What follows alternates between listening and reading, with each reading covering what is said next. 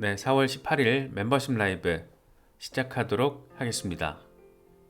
우리의 리플 깝깝합니다. 이 시세 바라보고 있으면 진짜 깝깝한데, 0.5달러는 좀 지켜줘야 되는 건데, 좀 답답하죠. 저는 제가 가지고 있는 XRP의 어떤 마지노 라인은 0.6달러예요. 그러니까 아무리 XRP가 힘들어도 0.6달러는 지켜줘야 한다라는 그런 기준점을 가지고 있거든요. 그런데 뭐 시장 상황이 이러니까 어쩔 수 없죠. 빠지는 건데, 아쉽다라는 생각이 드는 건 꼭 기분 탓만은 아닌 것 같습니다. 지금 리플 소송이 진짜 한치 앞을 모르겠어요. 지금 벌금 합의 관련해서 일단 캘린더 일정은 4월 22일까지 리플이 SEC의 벌금 요청에 대한 답변서를 제출을 해야 되고 5월 6일까지 이것에 대한 SEC의 답변서가 법원에 제출이 됩니다. 그래서 지금 정식 재판 일정이 이게 추가로 업데이트 되는 게 없어가지고 이게 지금 어떻게 되려고 이러지? 이제 저도 지금 얘는 어떻게 되려고 이러나? 진짜 합의를 하려고 이러는 건지 이제 대법원 얘기 요즘에 자주 나오더라고요. couldn't make it to the Supreme Court. 대법원 갈 수 있다라는 얘기에 어떤 기사들이 막 나오기 시작하고 세틀먼트 카드인가? 뭐 이런 얘기도 나와요. 합의하려고 이러나? 뭐 이런 얘기도 나오고 분위기가 약간 지금 애매해요. 그래 얘네들도 지금 기사 쓸 게 애매한 거죠. 이 정식 재판에 대해서 쓸 것도 지금 업데이트가 안 되니까 거리가 안 나와주고 하니까 막 갖다 붙이는 거거든요. 대법원 가는 건가? 진짜 끝장을 보겠다라는 건가? 아니면 끝장을 보겠다라는 뉘앙스를 보여주면서 뒤에서는 합의 논의하고 있는 건가? 막 모르니까 지금 던지는 거예요. 이런 기사들은 그냥 던지는 기사거든요. 그래서 그런 얘기들이 지금 나오면서 지금 약간 태풍 전야 같은 느낌도 들고 저도 조금 궁금합니다. 이게 사실 벌금 합의를 놓고 봤을 때 액수가 너무 거지 같아요. 이 20억 달러 가까이 지금 요청을 해가지고 뭐 환수가 8억 7천만 달러, 이자가 1억 9천만 달러, 민사 벌금 8억 7천만 달러.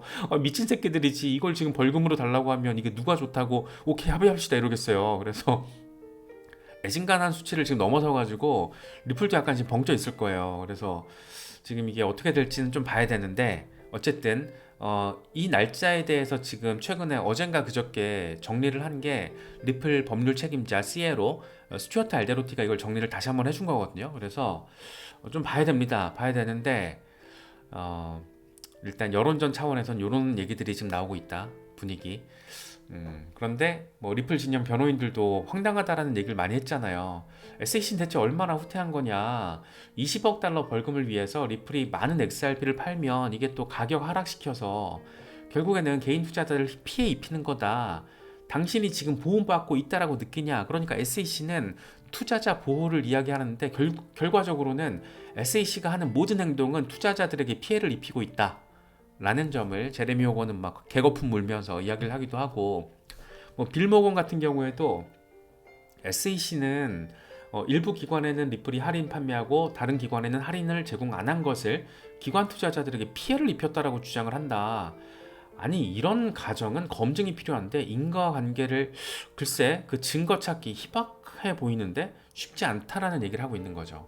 그래서 현직 변호사들도 이렇게 막 비판을 하는 걸 보면 우리 같이 법률 지식이 없는 여기에 지금 저를 포함해서 미국 변호사 자격증이 있거나 로스쿨 다니신 분들 없잖아요. 전 없는 걸로 알고 있거든요. 저희 회원분들 중에. 그러니까 그런 일반인들이 보기에도 지금 황당한데 현직 미국 변호사들이 보기에도 되게 황당한 거예요, 지금. 그래서 이거를 지금 아날리사 토레스 판사가 어떻게 바라볼지 이제 적어도 SEC 입장까지 보고 그러니까 한 5월 중순 돼야지 갈래가 나올 법원의 어떤 입장이 나올 것 같은데 기다려 봐야죠. 지금은 뭐 어떻게 할 수 있는 게 없습니다. 우리는 미국에서 법원에서 뉴욕 법원에서 어떻게 판단을 할지를 조금 갈래터기가 나오면은 그러면 조금 상황을 예측하거나 뭔가 해석을 할 수 있을 것 같은데 지금은 그것조차도 어, 조금 애매하다. 뭐 그렇게 조금 바라볼 수 있을 것 같아요. 월간 차트 되게 예쁘죠. 와, 씨, 10달러. 우리 삿포로에서 건배하는 소리 막 들리는 것 같아요. 27달러.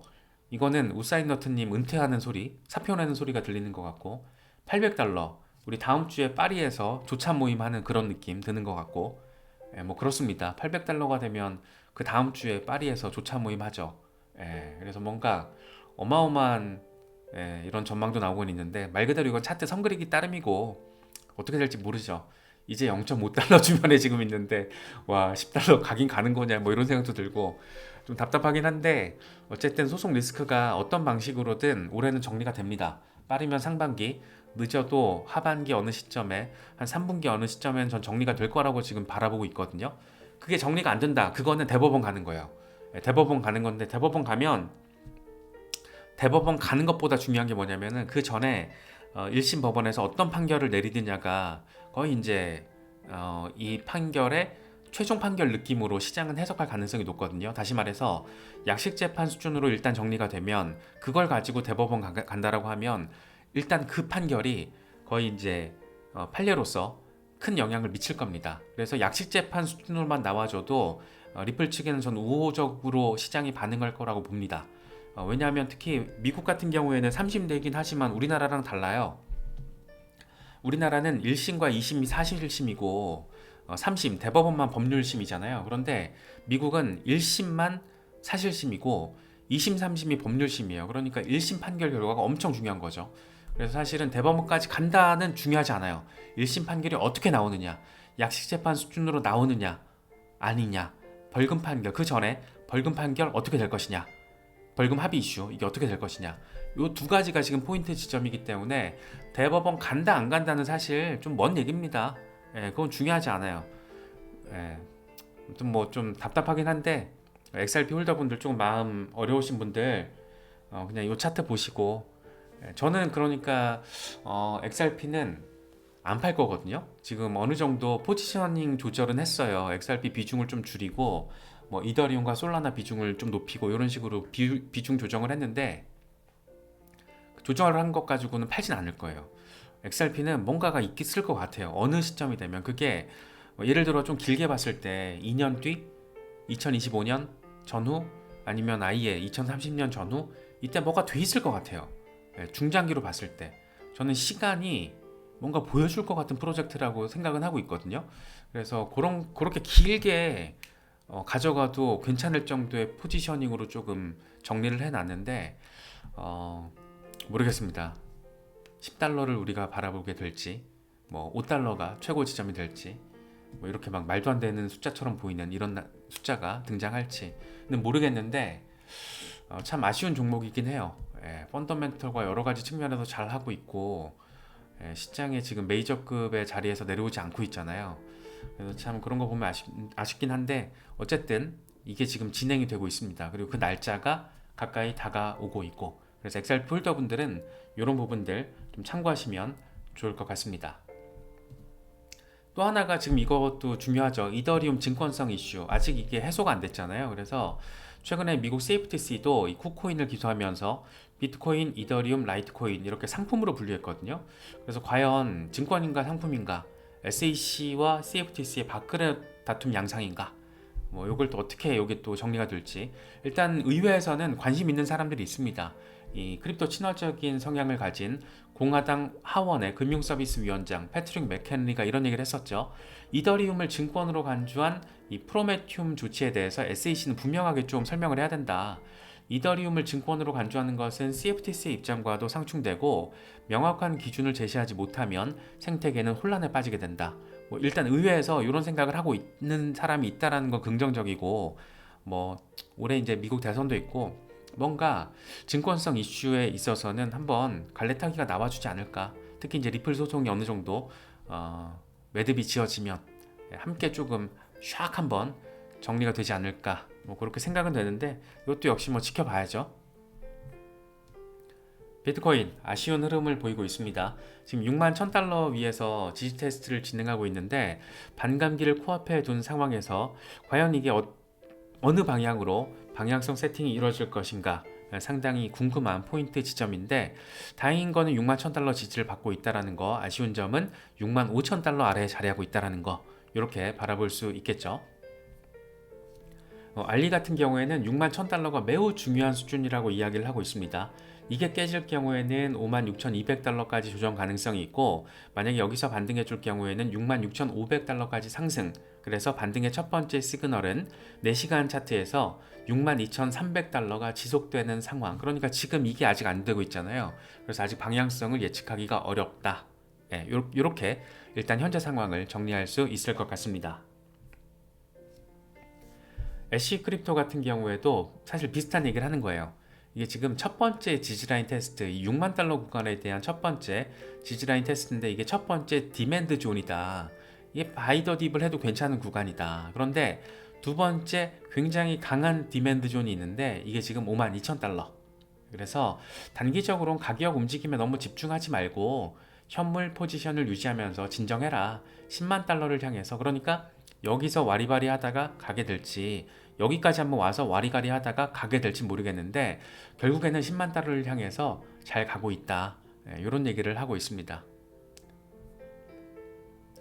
젤레 같은 경우에도 비트코인은 지금 고점 대비 한 20% 정도 하락을 했는데 일반적으로 강세장에서의 하락에 불과한 수준이다. 알트들은 더 많이 하락한 거 이건 뭐 드문 일 아니야.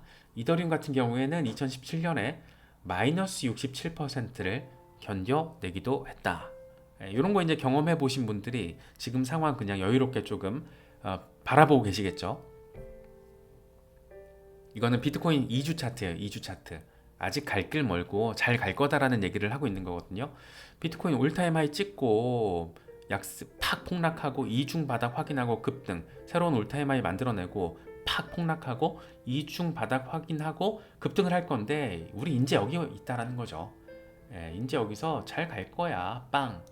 20만 달러 이상 갈 거야 라는 얘기를 긍정적으로 하고 있습니다. 보통 이제 20만 달러 이상의 어떤 극단적인 가격 전망은 내년 하반기 정도의 상황, 뭐 상반기가 될지 하반기가 될지 모르겠는데 이번 사이클 고점을 이야기하는 거겠죠.